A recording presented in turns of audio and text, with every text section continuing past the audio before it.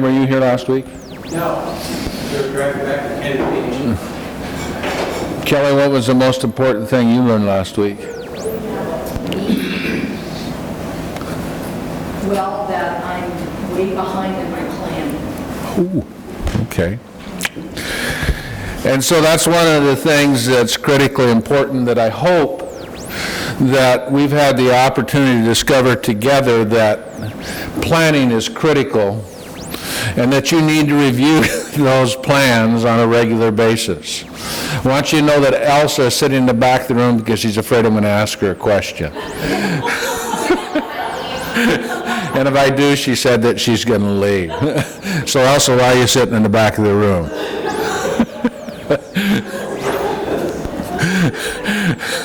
So for everybody in the room, including myself, it's a reminder when somebody starts to talk to you about planning that you review what you have going on at this point in time. Because things change, laws change, circumstances change, and I cannot stress the importance of looking at documents that you have or starting to find somebody that can prepare wills, durable power of attorneys, and the necessary things to do proper estate planning. And by all means, the cobbler's kids don't have shoes.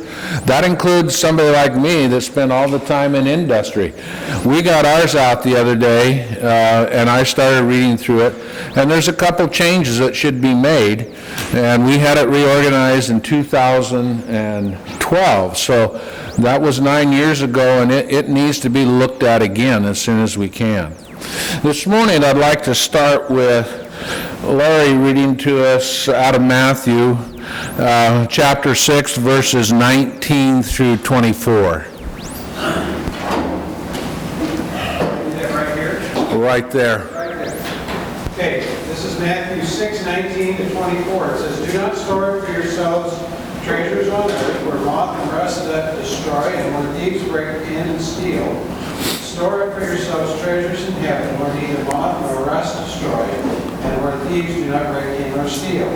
For where your treasure is, there your heart will be also. The eye is the lamp of the body. So then, if your eye is clean, your whole body will be full of light. But if your eye is bad, your whole body will be full of darkness. If then the light that is in you is darkness, how great is the darkness? No one can serve two masters, for either he will hate the one and love the other, or he will devote to one and despise the other. You cannot serve God and wealth." Wow. So what's that say to you?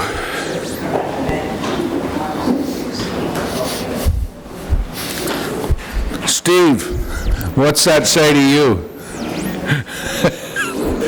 Oh, okay, Don, what's that say to you? Use your wealth wisely and not just coffee can it into the backyard, store it, use it wisely. Okay. Larry? Well, it kind of is a paradox, between a rock and a hard spot. You need to take care of what I've got, but how important is it? It's priorities, I guess. Is my possessions really, really, really important? I mean, we went through all that not too long ago and discovered that, everything can be gone in a short period of time. So how important are those possessions that I have that God has got? I need to be a good steward, but I don't need to hang on to them quite enough. I need to allow Him to use and do whatever He wants to do with those things. So in short, God's not impressed with our stuff? Yeah. He's not. He gives He gives it to us to use, and He's not going to reward us in heaven according to how we reward ourselves here on earth. So the scenario is to remember that we are stewards of what God gives us, and do we use our wealth to glorify God? And that's critical. I think you've all heard of the story of the very wealthy person that gives 90% of everything that he makes to the Lord and lives on 10%. And I've had people respond to me, well, If he's giving $99 million a year to the Lord and living on $1 million, I could do that, couldn't I? But it's still that thought that he's going to give back to the Lord everything that he possibly can, and to glorify him. Life on earth is temporary, but what we store up in heaven is eternal. And so remember, the proper use of the assets that you have is what God is looking for. And the other aspect of this, too, that's important. I know people that are very, very astute on money management and making money, but it becomes their God. And there is fault in that very thing. He wants us to be good stewards, but also to glorify him with what we have, and that is critical in any type of planning that you do. You have to ask yourself, how will this glorify God? How will this enable me to help my family glorify God? And these are critical questions that I believe we all have to ask ourselves. So towards that end, I want to assure you that, and there are several people that would agree with me on this, like medical science and even like veterinary science, financial planning is not an exact. And it changes constantly. And somebody that tells you they have all the answers in financial planning, they will be wrong the next day, because something in that process will change the next day, guaranteed. That's why you need to be very, very studious about what you want to do with your planning. And if you are looking for somebody to help you do financial planning, find one that's a teacher and somebody that will help you understand the process that you need to go to do adequate planning. So as you look at your notes today, and I'm glad we have young people in the room today, a college education. How many of you in this room are going to get a college education?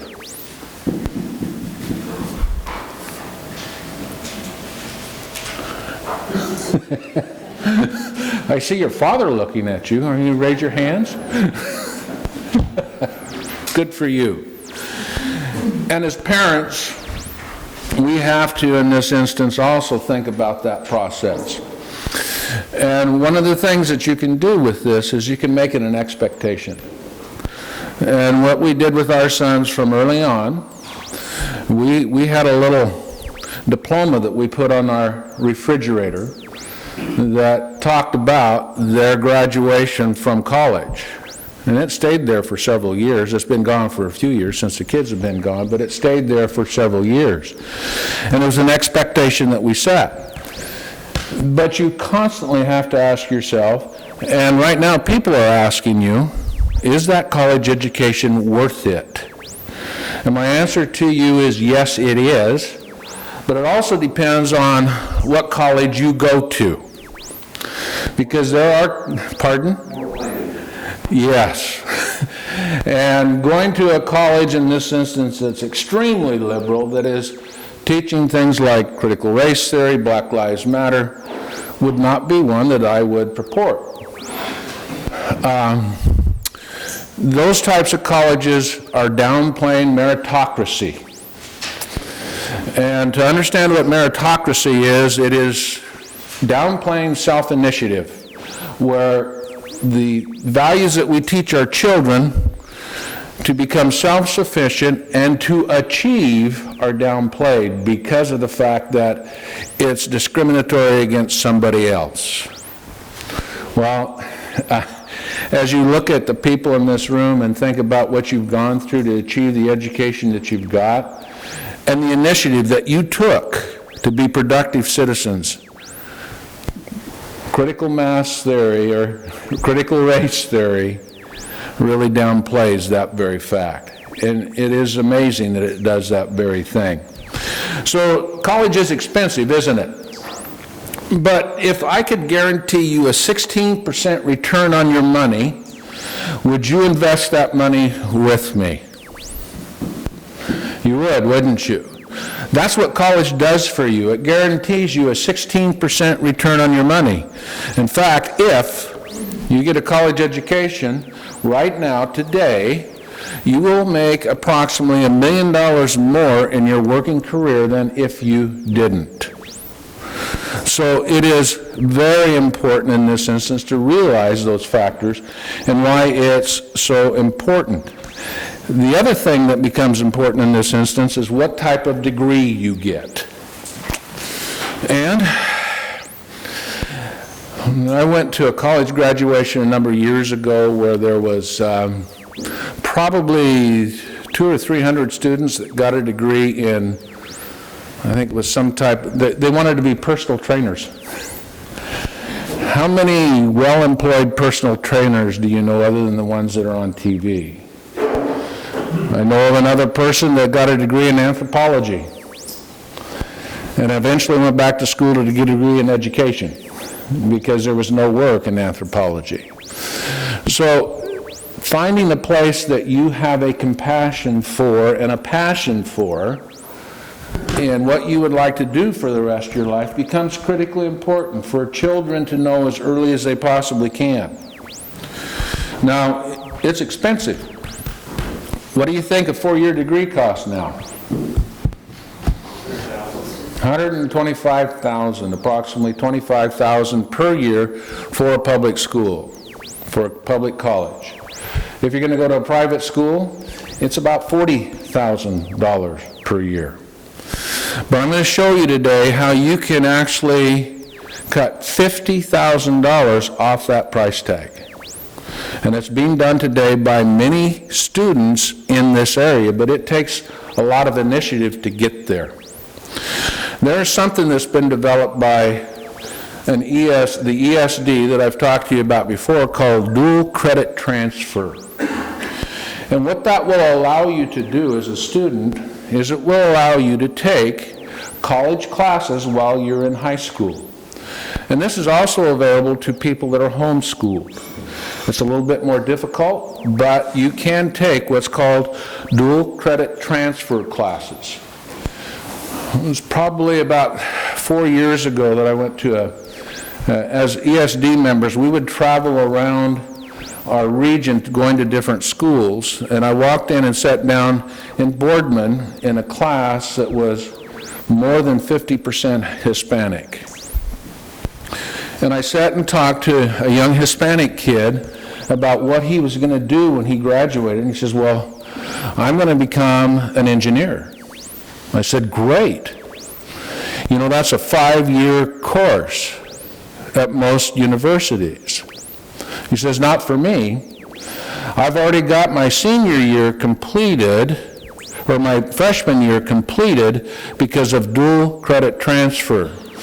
And it was about that time that there was about 15 or 16 kids that graduated from Riverside High School that had an associate's degree prior to the time that they graduated from college.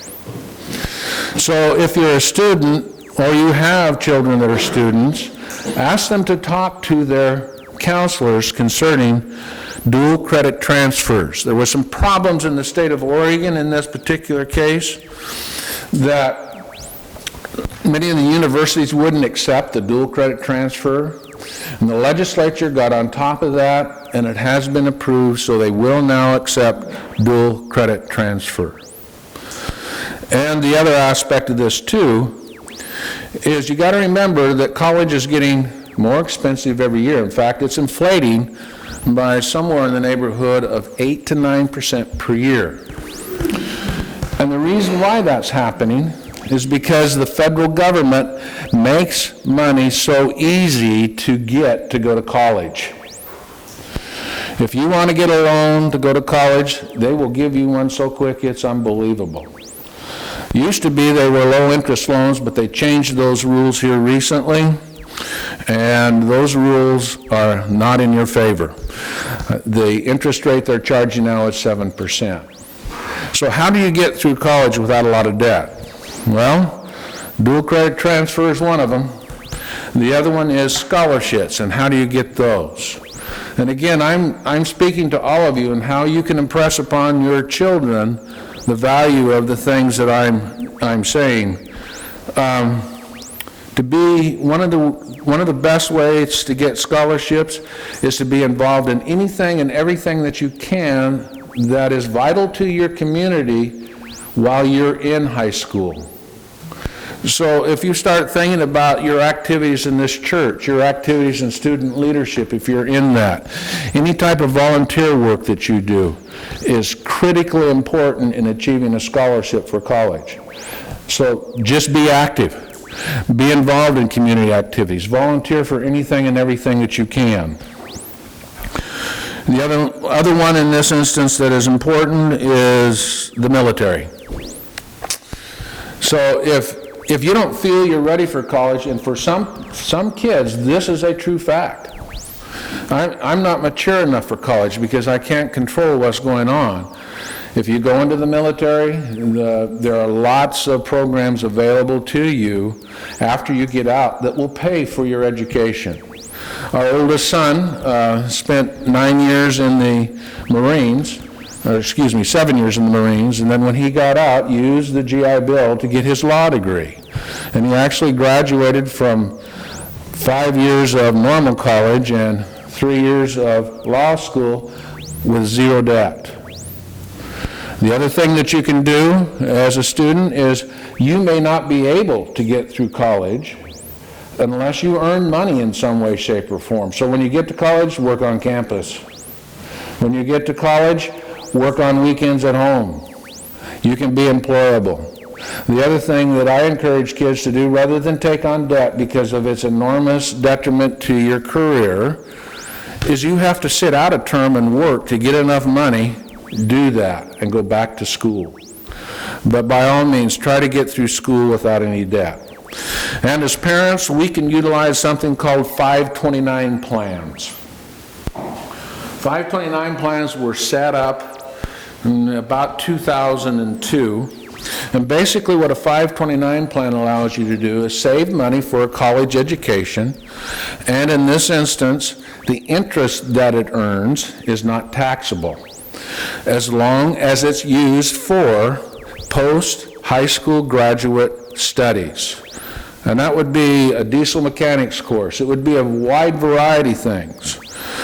And what happens in the state of Oregon is if you use a 529 plan, you can get a tax credit for it, up to about $300 per year, and that's based on your income. Tax credits are good because it gives that money back to you. Unfortunately, one of the things they've done is your income level dictates how much you get back, and they've decreased how much you get back at a very low rate. If you make over about $60,000 a year, you won't get a whole lot back in that tax credit. So the other aspect about that is it's transferable to siblings. So if you have a student and they decide they're not going to college, you can transfer it to their brother or their sister. You could actually even use it for yourself. So Ray, if you did this for your grandchildren, decided you wanted to go back to school, you could use it for you. Are you going to go back to school? No. Okay. I have school right now. All right. So there's a wide range of approved schooling for expenditures. You could go to beauty college. Any post-secondary education studies typically can be used. The other nice thing about this, if you have student debt at this point in time, and there's many kids that do. I know kids that's got $50,000 and $60,000 of debt. You can use monies from your 529 plan to pay that debt off. And the limitation now is $10,000 per year, but still, getting rid of that debt is very important. So those are all ways and all the things. Yes? Something else about the GI Bill is, I used it, but my children can also use it. Yes, they can. Yes, they can. And that's something that's important. So if that GI Bill is still in effect for you, by all means, make sure that they can use that. So let's go on to the next topic that I have on my list, and it's called debt and its dangers. This is one that many times I get some pushback on, and the reason why I get pushback on this topic is that my calculator and Dave Ramsey's calculator don't agree. And I'll give you an example of that, all right? I am all about limiting consumer debt. In fact, limit it so much that you have none. All right, and what is consumer debt? Well, it's anything in this instance that is going to depreciate. And it can be a credit card, but most of the things that you buy with your credit card, do they depreciate? They do. It could be like this coat that I have on if I use my credit card to buy it. I've had it for about 6 or 7 years, and it's probably getting fairly well worn, and so it's depreciating, isn't it? What else do we spend money on that depreciates quickly? Vehicles. Car is the biggest one. All right? And I tell everybody, unless it is just imperative that you do so, and sometimes it makes financial sense, don't borrow money to buy a car. And there are a lot of people who don't like that. Because you know what a car costs now? They're expensive. They've gone up, especially right now because you can't get cars. Even used cars. Even used cars. They're expensive. So for years, in this instance, we didn't buy new cars. We'd buy used. But because I was in business and I could use that as a tax write-off, I bought cars. And sometimes I'd finance them because of low interest rates. And that's where, well, you just said don't borrow the money. So let's talk about why I would. And why I wouldn't pay off the loan that I'd have against my house. Right now, what's the interest rate to borrow money on a house? 3%. 3%. Now you can get it as low as 2.5%. All right? Now let's say that you're going to spend $200,000 for a house, which is, that's pretty low, but you can still get in that neighborhood. And they're going to give you a loan for 2.5%, 3%. And you have money invested at 8% on a long-term basis. And investing money in the long term is classified as investing for over 10 years. Typically, how long do you take a loan out on the house? 30 years. So I had $200,000 in the investment earning 8%. I got to pay 2.5%. What's the spread? 5.5%. If I ever got in trouble and I had to pay the loan off of my house, is it paid? It is. Because I could go get my money out of my investment and pay the loan off on the house. And at the end of the time, at the end of 30 years, on an average investment of 8%, which the S&P 500 has done more than over the last 30 years, would I have more money in the investment because I'd gained 5.5%? Yes. And so think about that. Anytime you're in a situation where you have to buy something, and you know that it's going to be a capital expenditure, think of the example that I just gave you. Now, if it's a depreciating asset, you have to be careful there. And some years ago, you could buy a car at 0% interest rates. That's pretty good, isn't it? So what would you do in that example? Would you finance the car at 0%? And there's some people that can't take that. And I recognize that fact. Emotionally, you can't take that. So, what I'm saying to you is this. You had the $200,000 in the bank, and you bought the house, and you paid $200,000. You took it out. You gave up the 8% interest. I would talk to people about that, and I have in the past, and say, well, it was making 8%. Well, it comes back to me a lot of times. Well, my house is appreciating though at 3.5%. Well, you still have the spread, don't you? But emotionally, some people can't handle that. There's one that lives in my household.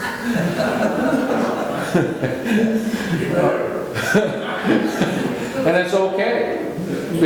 Because we sat and we went through it and I explained these to Dawn. She says, no, but I'd feel better. Okay, we will. And so basically we didn't pay $200,000 one time, but we made sure that our house was paid for in about 12 to 13 years. And we still live in that house. And so now we have that house payment to invest, don't we? So there's all sorts of factors that you have to look at. But don't let debt get the best of you, and it's easy to get out of debt. It just takes a little discipline. Yes? The scenario you just explained to me doesn't register as debt. Because you have Exactly. that you can offset it with. That's right. That's a good point. You had $100 in your bank and went and bought a $200,000 house. That's Different. That's a different debt. It is. It is. Exactly. If I have the money to pay for the debt, then it's really not a debt, is it? You're just managing the money. Exactly. And that's the point I try to get across to people all the time. If you have the asset to pay off the loan, you have to consider the ramifications. If you had to pay 12% to get that loan for the house, and your money was invested at 8%, that's a different scenario, isn't it? You have to look at everything. You have to take into account taxes, everything that's involved in this. So it's a decision that you need to make and you need to look at, but it's something in this instance that is really important in financial planning. You also have to measure the emotional effect as well. Yes? Getting debt-free is a great goal, and it's a wonderful achievement. Staying debt-free is another challenge in this program to get there. Right. Remember when I talked to you about somebody handing you a briefcase with $1 million in it? Money takes on the characteristics of what? The person that has it in their possession. And what we're doing today hopefully helps you understand that fact that, hey, yeah, I can manage my money better, and you have to take into account all those different variables. Because there's many of them that people don't think about when they invest money, or in this instance, when they spend money or go into debt. So it's just an awareness that you need to have. All right? Kelly, I just bought a tractor here a couple of years ago and it was 0% interest. I had the money to pay for it, but I didn't. I said, okay, I'll just pay it monthly. That was a good deal. And so I thought, well, it didn't cost me anything. I'm not making anything in the bank, but I could pay for it if I wanted to, but I didn't. I just said, oh, Right. they use so much a month for it and with no interest. So I thought at that point in time that was a good idea. How'd your wife feel about that? Well, she was good for it, yeah. Okay, You don't have good. to deal with the shovel anymore. She got tired of pulling the plow, didn't she? I understand. I think we'd do that same thing in our house. Okay, so let's talk a little bit about investing money. And this is an important one.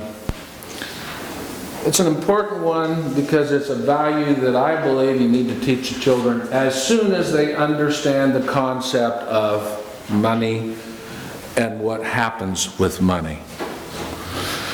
And we need to explain to them simple principles like the eighth wonder of the world. And you know what the eighth wonder of the world is? Compound interest. All right? So they need to understand that you make interest on interest. And also, they need to have something called a spending plan. So, if you're able to give them an allowance, what are the things that you're going to talk to them about? Tithing is going to be a big thing right up front, isn't it?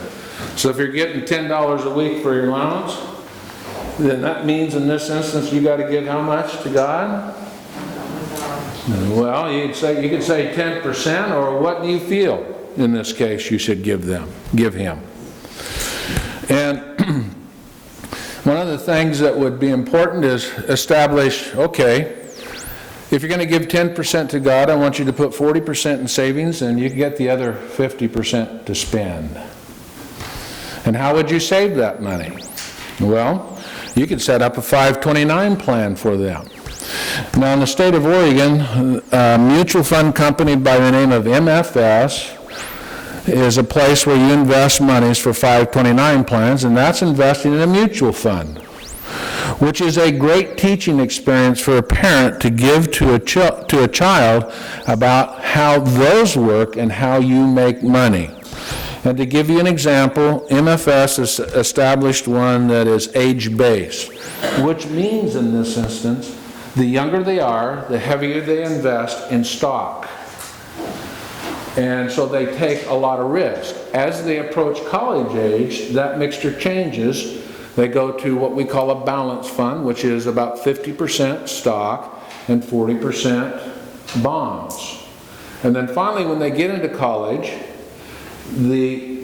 what happens is they put 100% of that money in cash, because you wouldn't want that investment to go down by 40% their freshman year. As grandparents, you can deposit money into 529 plans. You also, again, remember, get a tax credit. And as grandparents, I would really encourage you to do so. And if you have the opportunity to teach through those, do. Because you'll be able to show them, okay, here's what we have. You bought this many shares. We're involved in what's called dollar cost averaging, which makes a big difference in this investment. There's all sorts of things that you can do with them and for them through that, and you're teaching them good money management at the onset. You also can put them on your payroll. And we put our children on our payroll because I was in business, and we would give them so much money per year, and because of their age, we didn't have to didn't have to pay any taxes, or they didn't have to pay any Social Security. So now the rules have changed on that drastically since we did that, but this is something I would suggest that you talk to an accountant about, especially if you're in business for yourself. So towards that end, investing money is something that we could spend a lot of time on. But the key here is, remember, we've really got to think about two things in investing money. And those two critical things, number one is inflation, and the second thing is taxes. So, anybody know what inflation has been since 1990? Take a guess. Going up. Pardon? It's been going up. Only in the last 8 months, 9 months. Over the last 30 years, inflation has run at 2.45%. Last year, it was at 6.2%. In the last 8 months, it's up to 6.2%. And that leaves out two areas in this instance that are really, it's really amazing to me, and they've never done this. That does not count fuel or groceries. So truly, our inflation rate is much higher than that. How much has gas gone up by in the last 6 months? $1? That's an amazing amount, isn't it? So let me give you an example of investing $100,000. And I always use this when I'm trying to explain these two things called taxes and inflation. So let's say you gave your banker $100,000 and he put it in a passbook savings account at the bank. And you're earning 0.0025%. So you earn your interest and the banker calls you and says, oh, it's time for you to get your money because we only invested it for a year, and you ask, how much is it worth? And he says, well, it's worth $93,990. How would you feel about that? Not so good. Would you change banks? Well, I want to tell you, regardless of what bank you're in today, if you had that 100,000, that would be a true statement. And the reason why is this: you got to remember, you would have earned on your 0.0025%, $250 on your investment, but because of taxes, you would have had to pay state and federal tax on that of about 24%, which would return your investment to $190. But in addition to that, what's your $100,000 worth at 6.2%? It's been eroded by 6.2%. Your purchasing power has gone down by that much. All right? So towards that end, is it a good place to put money? You have to think about this. Now, how do you get a better rate of return? You have to take risk. But what kind of risk did you take by investing money at 0.25% when we have inflation running at 2.5? Well, you took a considerable risk, didn't you? So always when you invest money, the key that I talk to people about is this. You have to invest money wisely so that you do two things. Number one, you beat inflation, and number two, you can negate as much in income tax as you possibly can. Which would put us in our current climate about 8%. Is it possible to get 8%? It is over a long period of time. The other thing that we have to take into account when we're doing that sort of thing, we have to consider the risk tolerance of the individual. And I know there's people in this room that would never say, well, I want to go in a 100% stock portfolio today. You just couldn't stand the risk. Because it might be down by 20% 2 weeks from now. All right? Up 40 in 4 weeks. Yes. And so you have to think about any investment on a long-term basis. If you're 70, you have to think about it differently than if you were 20. All those things are factored into it. And investing money is a science, is a real science, believe me. So let's talk about the next thing. And for some of us in the room, this is not a reality because we've already done it. But this is called retirement.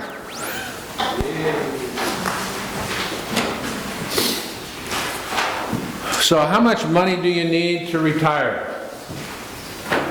I'll give you the standard rule of thumb.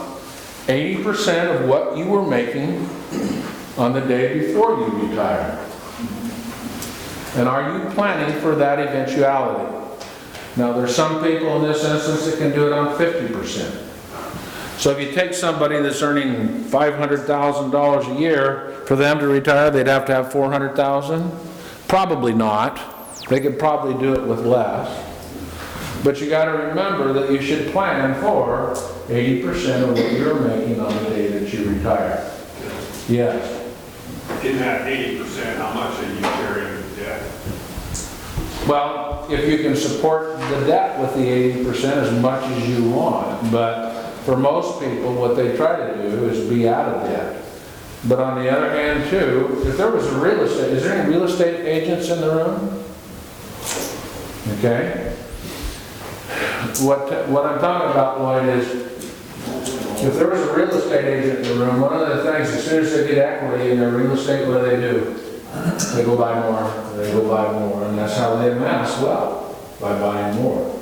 And it's a capital asset, so what they're counting on is it's going to appreciate, plus they can rent it, etc., etc. But believe me, I see many individuals in their 70s that still have substantial debt. And many times it's a problem. But yeah, trying to get rid of as much debt as you possibly can makes things much easier in life for you. But you never can tell what the circumstances are going to be. You could be supporting a grandchild. You could be doing different things. But towards that end, that 80% factor is something that's really important. All right? Good question, Lloyd. Well, what vehicles do you have? Somebody name off a vehicle that you have for saving for retirement. What did you? What vehicles do you have to save for retirement? IRA. IRA. Talking homes? Homes can be a vehicle. What else? 401. 401k. Roth IRA. Roth IRA, and we're going to talk about those. Federal retirement. Federal retirement. PERS. Social Security. Social Security. Public Employee Retirement Service. Yeah, PERS. I spent a lot of time working with people with PERS. And PERS had some real problems where I was fearful for the people covered by it. They had a $22 billion unfunded liability, which was cause for concern until they made some changes. Lloyd? So we just recently had an advisor tell us that they felt that the Oregon pension system, at the moment, because of the changes that you probably know about, is probably one of the strongest in the country. Well, yes and no. Compared to like Illinois. Yeah, there are states that are in really bad shape, but PERS is not too bad because of the changes recently made. And one of the things that happened is there was a group of people, and I was on the committee, that actually started working on those changes because of the fact that people covered by PERS could have some real problems in the future because of that unfunded liability. And part of it was because of the formula that they were using that they've changed. And this is nothing about the people, because I know there's people in this room that's covered by PERS. It's not about you, it's not your fault. And unfortunately, that's one of the things that was taking place, is that anybody covered by PERS, they were getting blamed for PERS's problem. It's not their fault, it's the politician's fault, because of the things they started to do.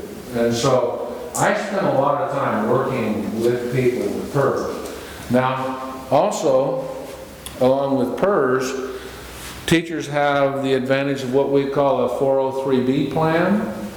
They also can take advantage of something called the Oregon Savings and Growth Plan. There's plenty of places where people that are employed by a public entity can save money. A 401k is a great place to save money. And if you were covered by a 401k, and it's what we call a safe harbor 401k, and your employer says, okay, if you'll put in 3%, I'll match it with 3%. How much money would you put into that of your own? 3%. Isn't that 100% immediately return on your money? Absolutely. And you can't believe the number of people that will come in and say, well, I can only afford 1%. No, today we're going to up that by 3%, because in about 3 months you will adjust to the loss of money.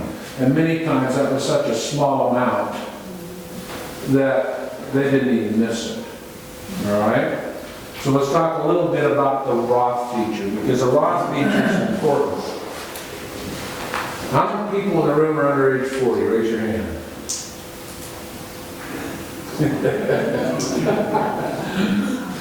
How many people are lying?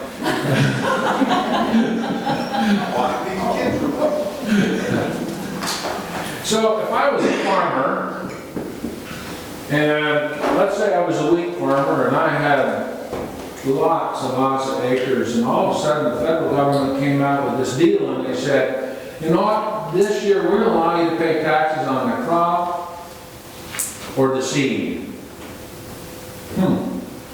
Which one would you pay the taxes on? The seed. And you see, when you invest in the Roth IRA, that's what you're doing. You're paying the taxes on the seed. And so as time goes by, what happens, you never have to pay taxes on anything you put into it, nor the interest that it earned. And so it makes sense if you're young enough. Now, for years when they first came out, people in this case were taking monies out of their 401ks, paying all the taxes on them and investing that in a Roth IRA. So they were converting an IRA to a Roth IRA. Well, that works if you're young enough. But you don't have time to make up the taxes that you'll lose, yes. It also works if your income is low enough. Yes, it does. So you might be a little bit older, but before you stop working, for paying the same amount of taxes, you can pull out of what was in the spouses. Exactly. So towards that end, just remember that's a factor, and think about that. And quite frankly, if you paid your children a wage, as soon as you possibly can, you have to check, because I don't know this, you have to check on how soon you can put money into a Roth IRA for them. How long does it take to get, if you convert a traditional to a Roth, you know what I mean, to get that, the tax savings? Depends on your income, there's a lot of variables. A person in the $80,000, $90,000 range of income, probably 7 to 15 years. So you have to be very careful with that. And again, how will the tax laws change while you're doing that is another aspect of it. All right, and just to give you an example, many 401ks have a Roth provision in them. And you can actually set one up that has a Roth provision in it. So if you're employed in that sort of situation, that is a great direction to go. So we're running a little bit short on time. So, Yes? any age, Any age. an adult has to set it up, right? You can set it up for your minor child, but as long as your minor child has income, any age. Yes, a Roth. Okay, thank you. So let's talk about a subject that people don't like to talk about. It's called life insurance. The real question is, how much should I have and what kind? Let's just use a simple formula here. If you're currently working and you have debt and you have children, etc., you should have about 11 times your annual income. And think about this. Let's just take a married couple, 2 kids. Kids are, preschoolers. They have a mortgage of $350,000. They have consumer debt of a few, $40,000 in cars. They have some student loans. And by the way, if they die with a student loans forgiven. And you've got, you want to make sure your kids go to college. You want to make sure, etc., etc. You know how much insurance that individual would need? Over $1 million. That sounds like a lot of money, doesn't it? And I will assure you, in my 40-plus year career, I never, ever delivered a death claim where the people looked at me and said, "That's too much money, you need to send some back." Or I've never had anybody look at me and say, "That's the wrong kind of insurance. You need to send it back." There's term insurance, which is really inexpensive, and if that's what you can afford, that's what you should buy. Because of the basis of that you need to provide for your family in the event that somebody dies. And I've had men say, "Well, if I die, my wife will just remarry." And I look at him and say, "You want him to marry him? Do you want your wife to marry because she has to or because she loves this individual?" I don't need life insurance because God will take care of me. And I've not used this many times in my career, but I twice, I think, I looked at him and said, "Who do you think sent me?" And that's a true statement, and it's convicting, but I was that passionate about the need for people to take care of their families. So if you're talking to children and you're working through this, it's important that they have life insurance. And there's all sorts of formulas. You can go on the computer and say how much life, that's Google, how much life insurance they need. Now, why would you want permanent insurance? Permanent. Why would you want permanent insurance? That's one of the reasons. Increased cash value. Get increased cash value, it becomes an asset. Wow. The premiums don't change. The premiums don't change. They can on permanent insurance. That whole life, Whole life. is that what it's Yeah, saying? whole life or universal life. Okay. Universal life is a product that you can control. It can become term insurance or it can become whole life. You know, the real key here, you want permanent insurance because of this. The best kind of life insurance to have is that which is in force on the day that you pass away, if you need it. Okay? If you don't need it, fine. But it's important to have that insurance. You can use it to pay for state inheritance tax. It's the cheapest way to do it. You can use it to gift to your church by turning the ownership of that life insurance over to the church. You can gift it to the church by having the church become the beneficiary of that. And most people, well, I've got a couple $1 million in assets and I don't need life insurance. Well, that's not a true statement. Because what will be done with the life insurance when they die? It's defined by beneficiary designation or what you say in your will. And so you have a way in this instance to give back to God through that type of insurance. Remember, with term insurance, less than 3% results in a death claim. And the reason why it becomes too expensive or you can no longer qualify for it. When you get to be about 70, insurance companies won't sell you term insurance.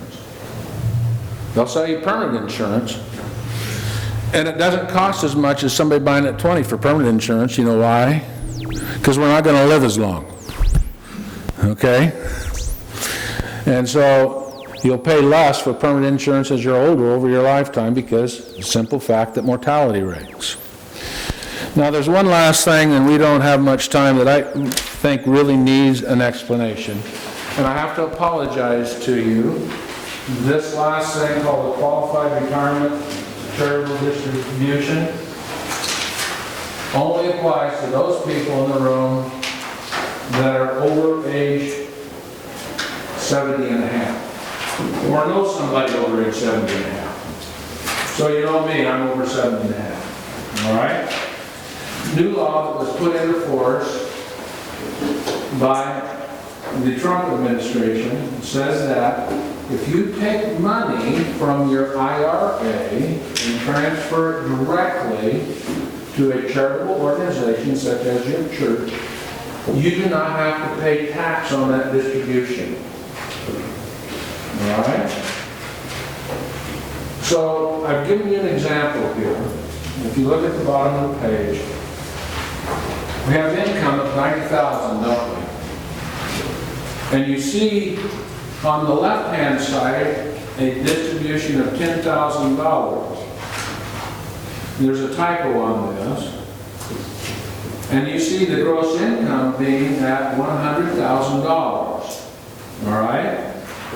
Now, one of the things that happened in the Trump administration as well is they did away with exemptions, which means you counted heads in your house and said, okay, I have this many exemptions. And for people with large families, that was a benefit because you got about $4,000 apiece.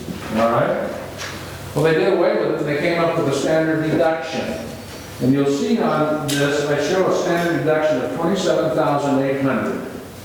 So for somebody that is over the age of 65 that doesn't have a lot of itemized deductions, which means a whole batch of things that you can take off your taxes, that is less than the 27.8, then in this instance, this works very well. Because you still get the $27,800, and if you look at the right-hand column, you'll see in this instance, now you get to deduct the $10,000 that came in the form of a qualified charitable distribution. Still get the standard deduction, but you get to deduct the $10,000. All right? Now, let's go to the last page.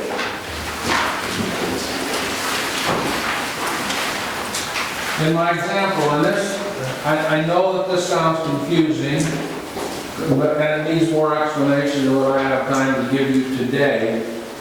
You'll see taxable income is $72,200, but on the other side, where you've done the qualified charitable distribution, it's $62,200. So you just save $2,400 in income taxes. And who would you rather give it to? Your charity or the federal government and the state government. So this is a way you actually can do this. Now, let's go through the rules. Must be 70.5. And it's a self-reported item on a 1040. And anybody in the room that does tax preparation? There are many times when tax preparers, and you may know about it, Ruth, but there are many times when tax preparers don't know about the qualified charitable distribution. And it's self-reported on a 1040, and I've given you an example of how that's done because I've enclosed the 1040. It can only be made from an IRA. So let's say you're over the age of 7 and you're holding monies in a SEP, a 401k, et cetera, you can endorse those plans to IRAs. It's simple, it's paperwork. And that would qualify for this distribution. All right? And then the check or checks must be made payable to qualified charity. And so what happens in this instance is rather than you receiving the money, it is sent directly to the charity. So you're tied to the Baptist Church, Charitable Baptist. The check would come directly to them, and you would get to deduct that. Now there's, like the Oregon Savings and Growth Plan, that's the 401A. It can be endorsed to an IRA. Any money is held in these qualified plans. This is a big deal. Because what did you get to do when you put the money into your IRA? You got to pay the tax deductible, wasn't it? Now you get to take it out. What is it? Tax deductible. That's pretty good. And that's about a 50% return on your money, isn't it? And look what good it's doing for the institution that you're sending it to. So the example would be, we send some money to Compassion International. We send, of course, money to here, et cetera, et cetera. I was born in March, yes. Since it's an after adjusted gross income, is that after or before? It's after, look at your 1040. I didn't get a paper. Oh, I'm sorry, okay, I'll give you one. It's that the form we have to fill out, so if you took money out of your IRA and buy a house, you got that. If you were retired early and you did sequential payments, it's on that same form. It's a separate form that flows through to the 1040. And there's certain ones that you can do for either IRA or 401k, and there's some specific to, has to be IRA. One is if you're taking money out to buy your first home, I think it's a little $200,000, it comes directly off. And so since it's a below the adjusted gross income item, it is also one that you can turn around and claim it on your Schedule A of your 10 of your Oregon warning. Right. As a income reduction there. So you save taxes on both federal and Oregon. Right. So if you look at the 1040, it's on line 4A, and basically, that's how it's done. All right. I've enjoyed the time that I spent with all of you doing this, and there is so much involved in financial planning. believe me, we have just scratched the surface. And if you need advice from a financial planner, I am no longer practicing, but I would be happy to give you the name of somebody that could help you and is very good. In fact, he does my financial planning, all right? And if I was to pass away tomorrow, Don would go to him and say, okay, what do I do now? And he would take care of all the things that were needed to be taken care of. And I'll be happy to answer questions, and there's no fees of any information I give you. And is everything I say 100% right and correct? No, it's not. Really? I'm human, I think. All right? So, yeah, I've enjoyed this. If you have questions, I'd be happy to respond to those questions and help you in any way I can. So, who would like to close with some prayer? Mike Frank. Heavenly Father, thank you for this day. Thank you for bringing Kelly to us and having Kelly share the information with us concerning tax and life insurance and all the different things that we have to deal with throughout our life. We just pray for a great day. We pray for, I think James is giving the sermon this morning. We pray for James that he is able to articulate your word to us in a way that we can take that and use it in our daily lives. We pray this in Jesus' name. Amen.